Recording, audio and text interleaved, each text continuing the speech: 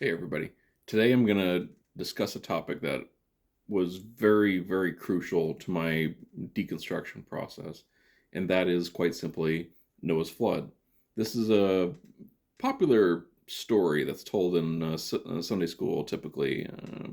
It's much more focused on the 8 to 15 age bracket, typically because adults don't always buy the story, and for good reason.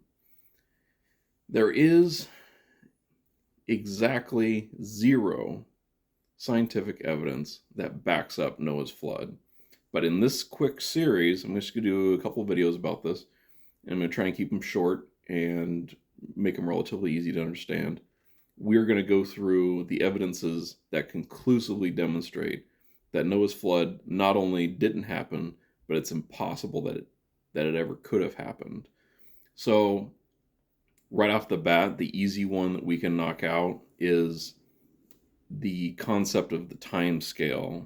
So when I say that, I mean the people that claim Noah's flood happened usually will say it happened about 4,000 years ago. This is all based on trying to balance out um, dates that we know are absolutely certain in history versus the dates that we're estimating from the stories in the Bible and trying to match those up. Most people will say it's around 4,000 years ago, or roughly 2,800 BC.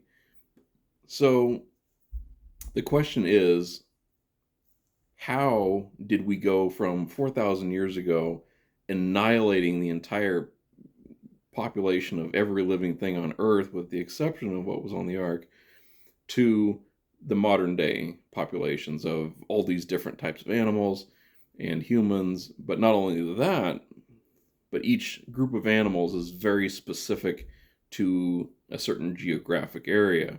So there are animals that you will find in Australia that you will not find anywhere else on Earth. Now, if all animals came from the same place, Noah's Ark, and they then left the Ark and populated the various parts of the planet, how do we end up with these very isolated populations of species? So only certain species are in Antarctica and only certain species are in South America. There are very, very specialized types of predators that hunt only in certain conditions and certain humidities and blah, blah, blah. So if all the animals came from somewhere in Turkey, for example, some great mountaintop, and they dispersed from that one location, then we should see a much more generalized dispersion, because the animals didn't have very long to go from 7 pairs or 2 pairs down to what we see today. It really would be almost impossible to cover that rapid, not only the travel time to go from the mountaintop out to all these different areas of the planet that, let's face it, it's pretty difficult for kangaroos to get from Turkey to Australia without swimming.